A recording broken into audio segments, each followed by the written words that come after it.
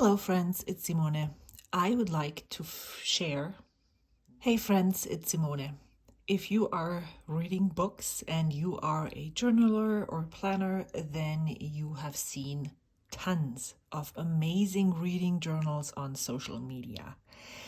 And I'm here to tell you today that you do not have to have such an amazing journal to have a reading journal or to read books. So if that is interesting for you, then let's dive in. I have just recently started keeping a reading journal. I think in 2023. I have been a reader for years. I've been an avid reader during my teenage years. Then it fizzled out a little bit, but I've always loved reading. And when I'm reading, I don't have a brain for anything else. So I've tried over the years to keep reading journals as I have seen them on social media. Lots of people keep their reading journals with stick-in pictures of the covers. Lots of people write big reviews of their books. Lots of people add a synopsis of the book, and most of the time the journals are extremely pretty. I was never able to do something like that. But last year I wanted to keep a separate log of the books that I have read and just a teeny tiny snippet on how I liked it. And this is what this book is. So I am keeping my reading journal in a passport traveler's notebook. And I started using this insert, which is an undated weekly insert that I had in my stash. This is not something that you would need. You can use whatever insert that you enjoy using. You can use any kind of size. This is just what I had, what I thought would work really well, what would keep me accountable to the really small space, because I am writing, every book that I'm reading is just getting allotted one of those daily views of the weekly spread. I have covered my journal with some fancy paper. I have a 2-book system, so this is my reading log. And then, even fancier, I have another insert where I have the alphabet stamped in. And the original idea was to put all the authors that I really like reading, that have published several books that I enjoyed, in here, so that if I run out of reading ideas, I could check on those and see if they have come out with books that I haven't seen yet. Now, this is how far I have come. I have not needed this yet, and so it's here waiting for me when I have the time to fill this in. But the idea is to have a log of authors that have a backlist, that I have read several books that I enjoy, so that I can reference them in the future. Now, the way that I have set up this journal is super easy. I'm not, you see some decoration, but I'm not putting any big efforts in here. Every time I come across a reading related sticker or ephemera piece, or I have some ink left over that I want to use up, I just add it in. But I also have pages where, do I have pages where there is nothing? Well, this is pretty plain, so it doesn't need to look like anything. It can, but it doesn't have to.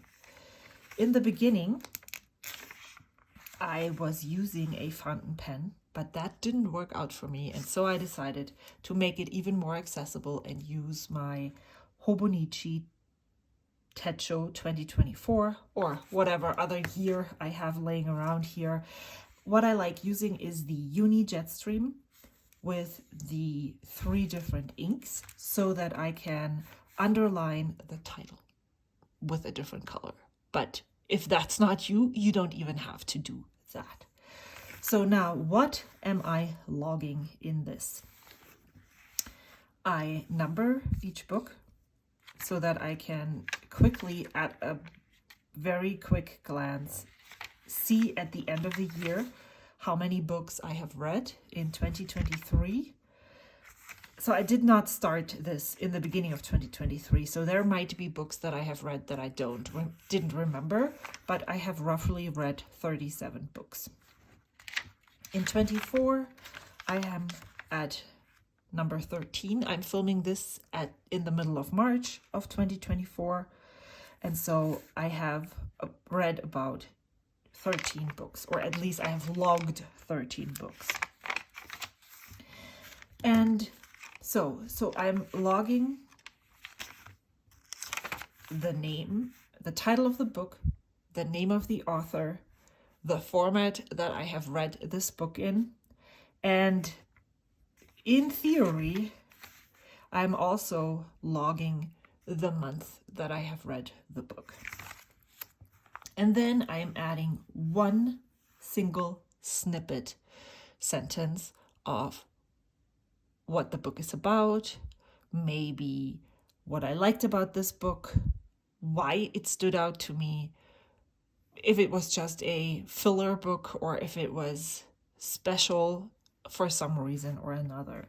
So I'm just going to read to you a few so that you can get a glimpse of what I mean. So for 7 days in June, I wrote, loved this romance. So I know it's a romance, not the usual, no happy end.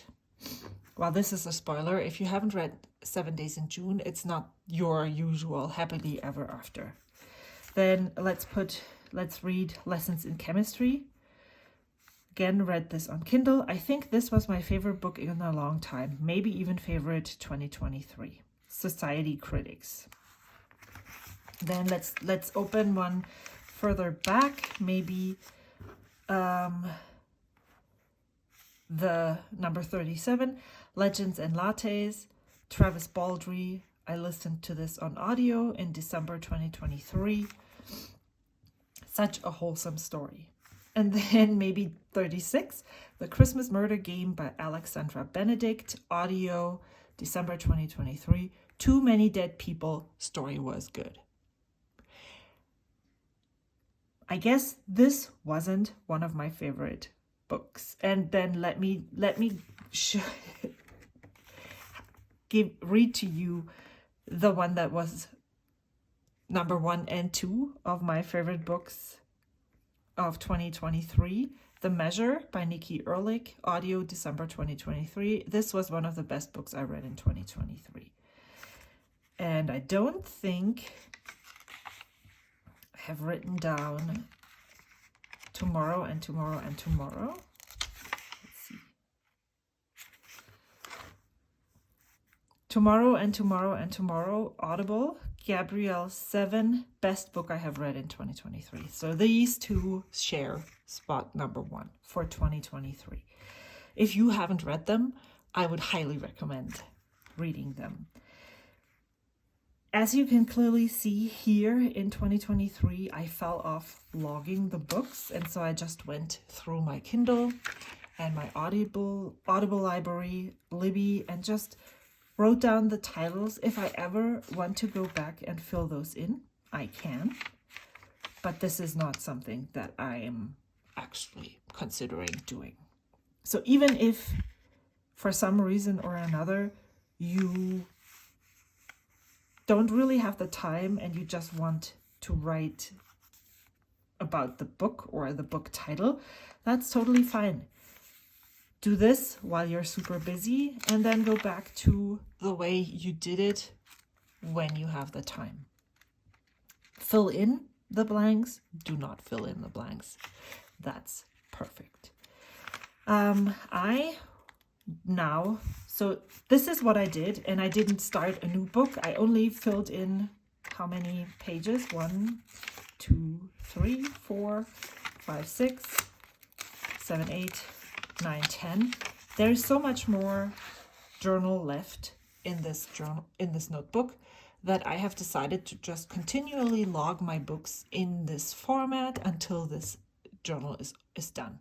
And I think because I have quite a few password inserts that are not in this style, I will then just make my own dividers in a grid, dot grid, whatever is there in my stash, so that I can continue in this style, but not necessarily with this specific journal. So as you can see, you do not need to have anything. You don't need to have any fancy book stamps. You don't need to have a fancy printer. This is all optional, but it's not necessary for you to log and have a reading journal. I am going to log the books that I have just finished recently and haven't gotten to put in here. And then I want to tell you all about the books that I have read in 2024 so far. And I'm planning and hoping to do this about every quarter and update you on the books that I liked and didn't really work for me that much. So the number 14 I have read is Once More with Feeling. And this is by Alyssa Sussman. I wouldn't really necessarily need to log that I'm listening to books right now.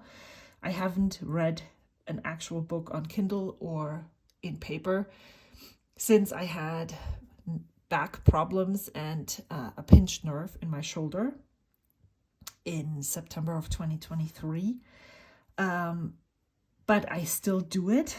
And as you can clearly see here in all of those, I haven't actually logged the month that I have read. What I also started doing in 2024 is write down. So this is even more important to me now than actually writing down when I read it, because I'm logging them in a what is that? I'm writing them down as I read them. I know that I read number 1 earlier than I read number 14, for instance. So it's not really that important if I read it in February or March. But what I write down about the books that I'm reading, especially when sometimes it doesn't really make sense, or I don't really know, but where I got the recommendation from. So for instance, The Benevolent Society of Ill-Mannered Ladies, I was recommended this book by a quote card like these from my Extravagant Hope mailers from Brandy Kincaid. So I write that down. This one is a basically backlist. So I think Funny You Should Ask was mentioned on one of the podcasts that I listened to. And then this is one of her, not blacklist, but backlist books.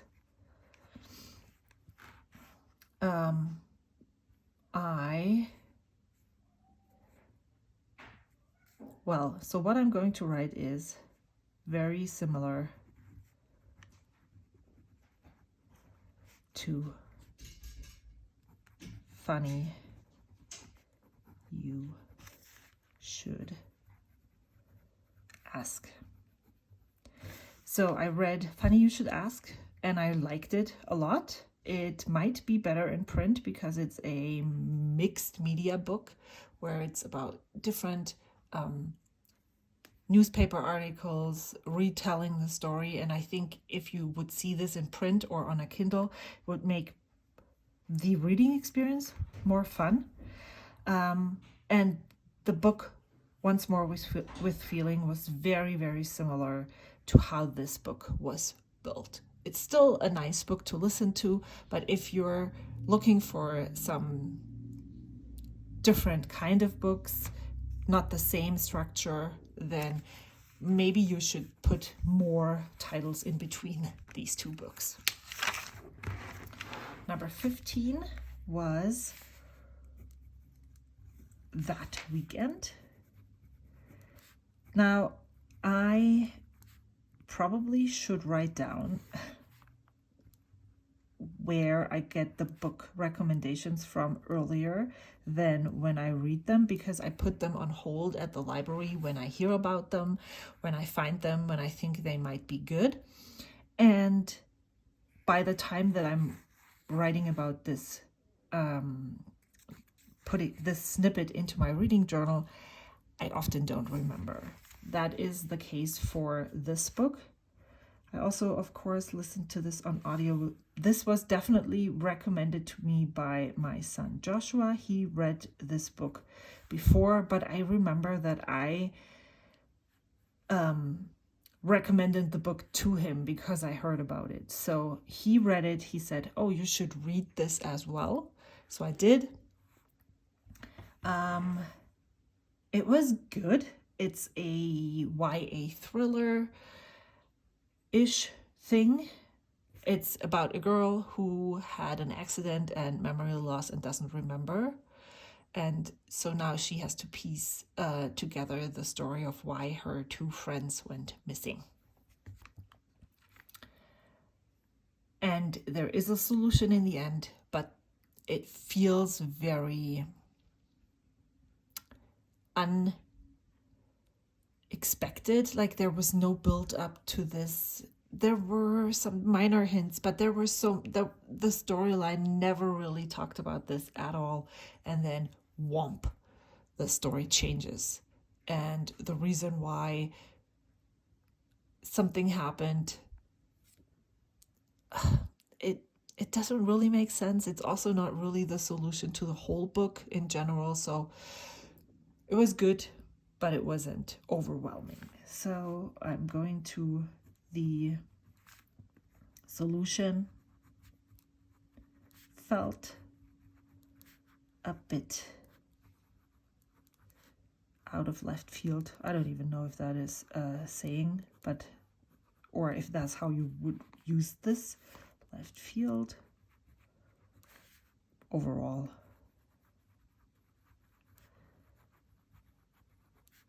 I have found that previously, when I listened to audiobooks, I had a really big issue with the narrator of the book.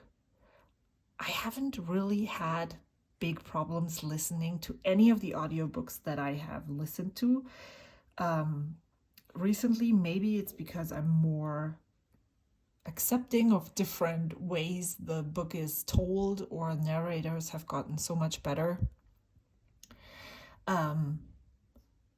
But what I found is that if I had been reading this book in paper or on Kindle, I probably would not have finished it. But because the narrator became familiar and like a companion while I was listening to this, I didn't mind that the book wasn't like, 100. This was just maybe a 75. And so that is very interesting. I'm more willing to listen to a book that isn't really that great because the narrator narrates it so well. That was definitely one of those. Okay, then the next one I listened to, and this one is definitely one going 0.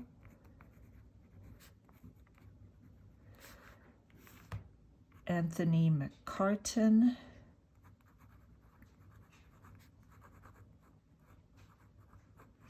And this is, of course, audio. I was from the Currently Reading podcast is the recommendation for this. And this book was really good.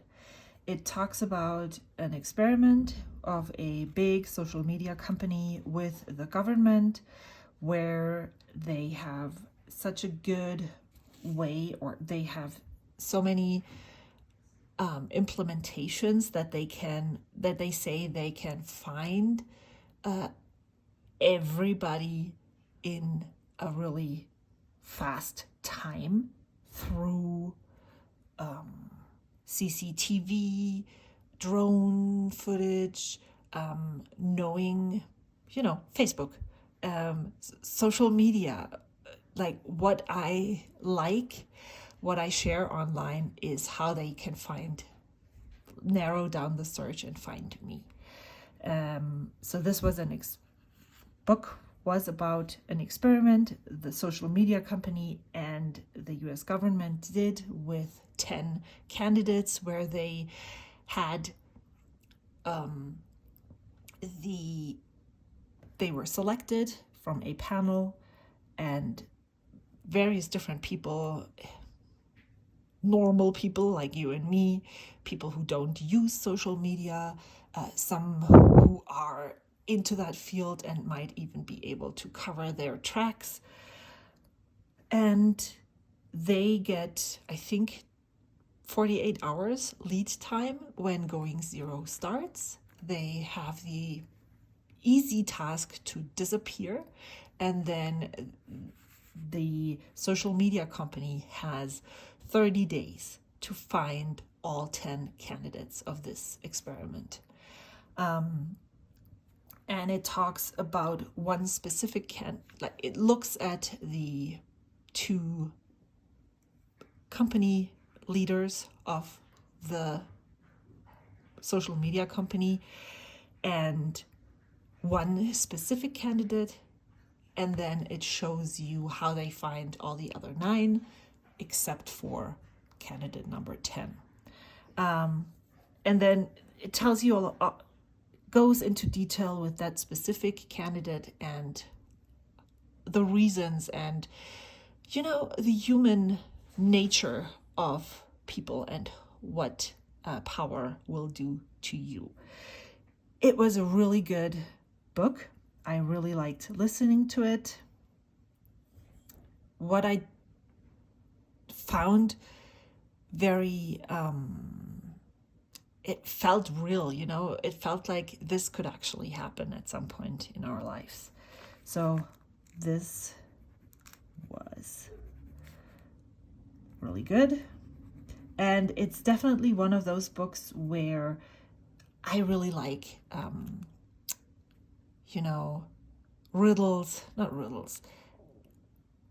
treasure hunt books.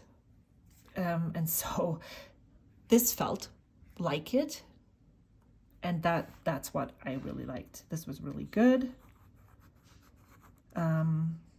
Felt like it could happen.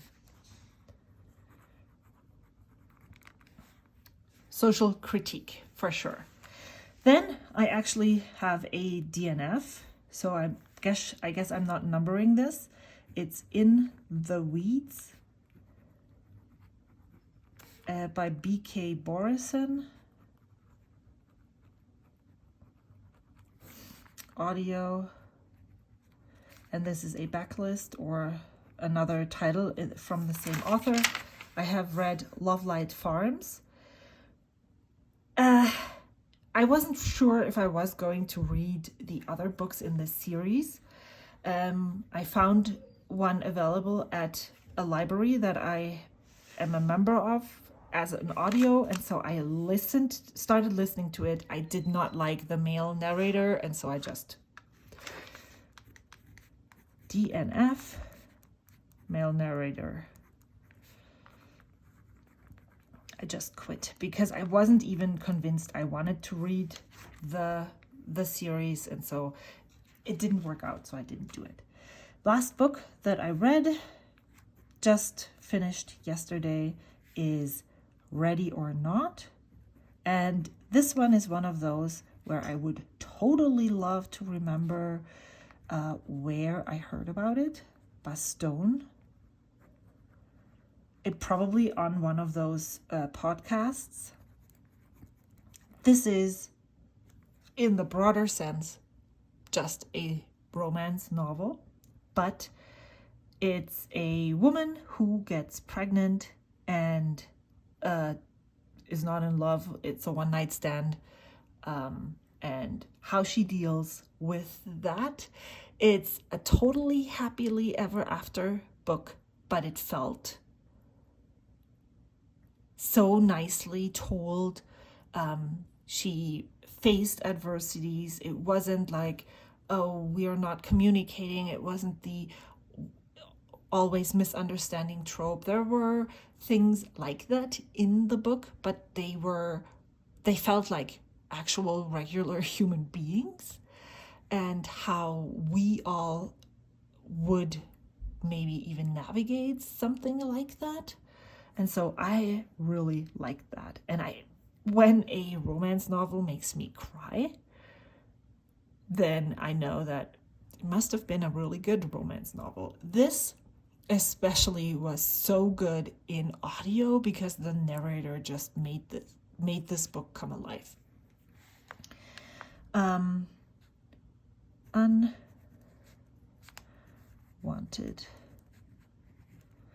And I'm not sure, but when I listened to the, at the end, it says this was copyright such and such date. It said 2024, so this must be a really new release. Pregnancy. Oh, this is wrong. Pregnancy. Love. Story. Felt real.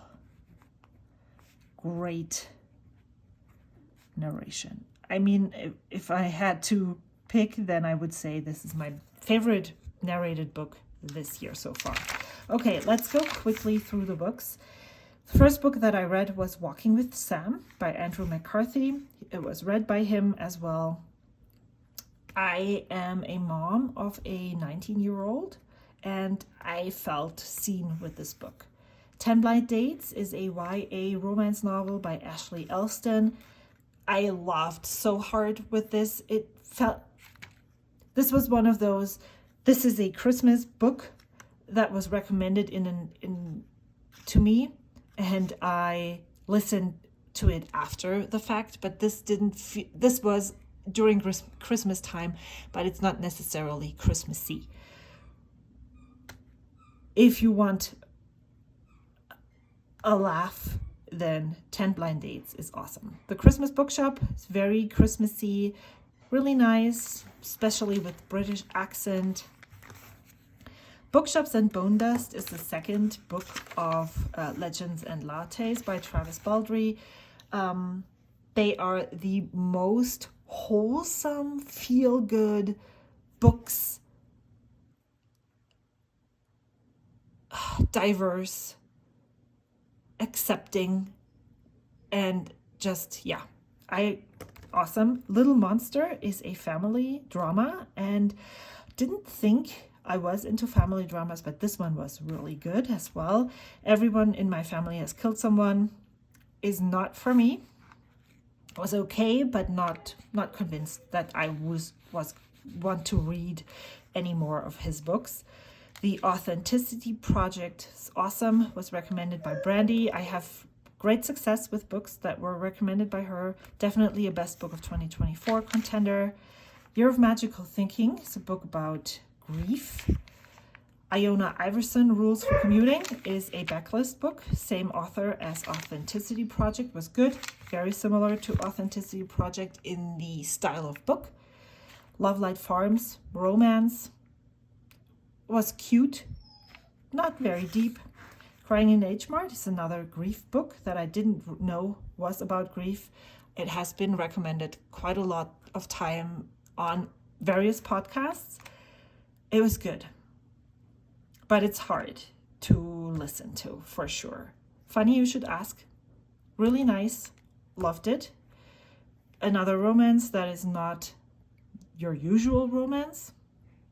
I think I need to go check on. Let's see if we can finish this. The Benevolent Society of Ill-Mannered Ladies is an awesome book. Can't wait for book 2. It's not out yet, unfortunately. So if you would rather continuously read this, it's feminist from the it's a feminist book from the set in the beginning of 1800, and it's just awesome.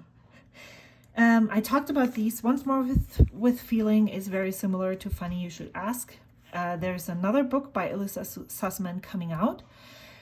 I'm curious about it, but I think I definitely need more space between these, because if it's another one of these kind of mixed media books, then it just feels same old at a specific time. That Weekend is skippable.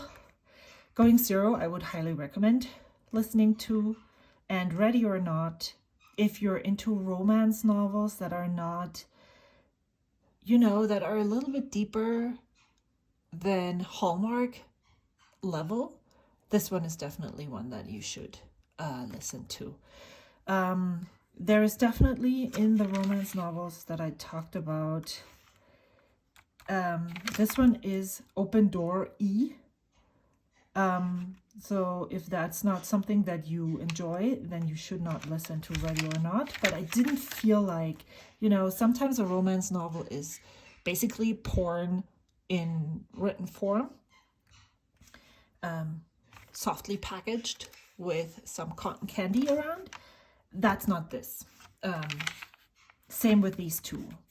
I think there is some, I don't even know if these are open or closed door romances.